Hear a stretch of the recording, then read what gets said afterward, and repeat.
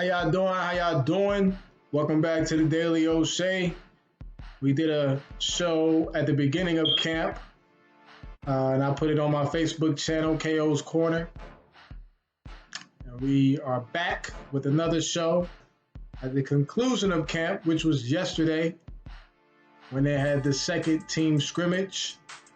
I'm sure all the fans that tune in to the radio show on ESPN Radio all day long, like I do, have been hearing about practices and, the different reports on the injuries. And the main thing that's been consistent is the play of the defense, particularly the defensive line and the wide receivers and the young running backs. Me personally, having been through a camp before in college, the injuries, I'm pretty sure, are probably stingers of the sort, and they're keeping the guys fresh so that they can come out season one, go to Pasadena and handle business. The offensive line is being tested daily by what is probably the most vicious and violent and deepest defensive line in the SEC. Ed Orgeron, it took him 3 years. He said after the Alabama game in 2018, a painful one, that I was there live and in person. I was lit before the game, walking in to Death Valley. I was sober by halftime.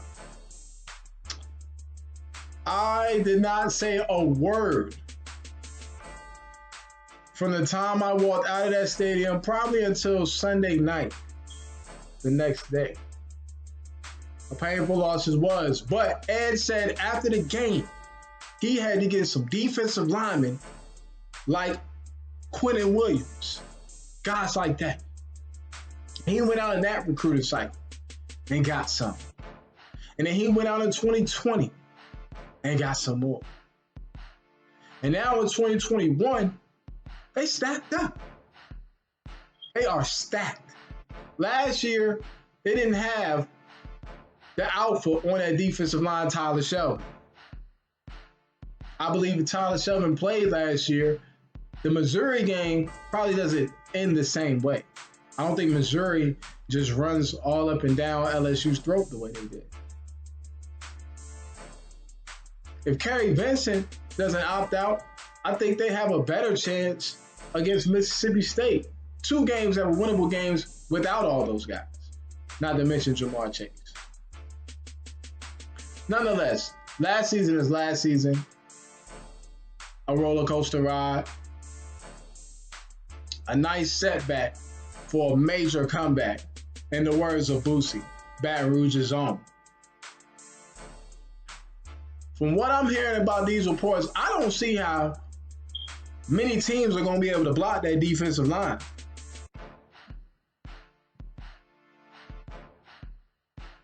They're going to cause havoc. And they're going to stop the run because they're big up the middle and athletic. They're big on the inside. We won't be able to slide off too many of them and get to the linebackers. Very excited about that. We know that Derek Stingley and Elias Ricks have been in and out of practice. Everybody says it's nothing major. I don't think it's anything major. I think it would have came out if it was, just like how when Glenn Logan broke his foot, that came out.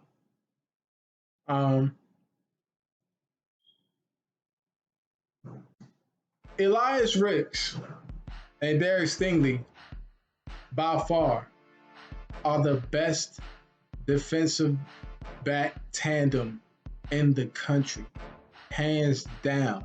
2 All-Americans, 2 big, long, tall corners. What side are you going to throw to? Cordell Flott in the slot. The defense is going to cause problems for a lot of offenses. There won't be too many drives like there was last year. Big plays being made. Teams are going to be going 3 and out like they used to. And got that defensive line back to what it used to be. And the athletes behind it are probably better than the athletes that used to be the ones back then. I mean, we're going to see. I think this could be another special defensive back duo, the same way Tyrann and Morris Claiborne were. Darius Stingley is more like Morris Claiborne, more technically sound. Elias Ricks is the playmaker, like Tyrann. The linebacking duo. Everybody talks mad noise about Damone Clark and how he didn't perform. Man, listen. Once I saw Damone Clark's first interview after the first week of camp, and I saw how locked in he was, and how dead-faced he was when he was looking at the people asking him the questions, Damone Clark is about no games this year. He's sitting at 245, an athletic 245. Damone Clark is going to be smacking. He is going to be smacking this year. He won't be taking on too many blocks. And even if he has to, I think he's a little bit more prepared to do so now. He's been in it now. You know, Bug Strong and Mike Jones, you know, everybody keeps talking about Mike Jones has to come along. Let him come along. Let him come along. Let him learn. But let's not turn our backs on the guys that were originally recruited to play the position, who were Damone Clark and Micah Baskerville. When Micah Baskerville stepped on the field last year, he made plays. He's going to make plays. The defense is going to carry the team, along with the running game. All the questions. Now it's time to get to the offense. Been hearing the reports. We know the young running backs, Corey Kiner and Monty Goodwin, are young phenoms. We know that. Okay? Let those guys get acclimated. I think that the first team offense is not going to have to play full games.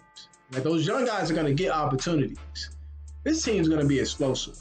Mad Max, y'all saw the video. If you didn't see it on Instagram, you saw it on YouTube or you saw it on Bleacher Report. Mad Max is about no games. He is about no games. The offensive line keeps getting questioned, but they're going against a violent and deep defensive line daily. They're getting better every day. Every day. So, you know, you go across the SEC or across the country, you're not going to find another defensive line that's that deep. Yeah, Alabama's guys are deep, but, you know, we'll see what they do. We'll see how they look. Georgia's underachieved every year that Kirby's been there. Alabama's running backs haven't done anything. They got names. They haven't done anything. Georgia's running backs haven't done anything. They got names. They haven't done anything. Texas A&M was good last year when they had all their seniors along with the quarterback, and they couldn't score on LSU. They're just going to come back with their running game and not really be explosive, and that's not going to work. They're not going to be able to score points, and they're going to get blown out probably. They're going to underachieve. A lot of people have them going second, maybe winning the West. It's not going to happen. They're going to finish like 8-4. That's what's really going to happen with A&M. They're going to fall off. It was short-lived. Okay? That offensive line is going to be just fine. They're veterans up there. They've been through many camps.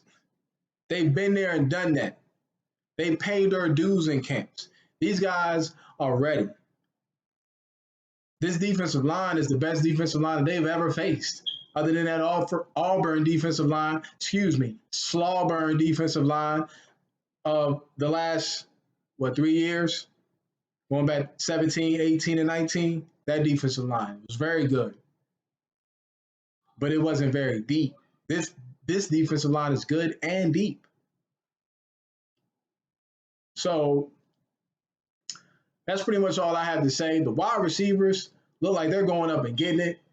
It looks like Devontae Lee and Jeray Jenkins are the second and third option to start out with. The young talent is going to make plays.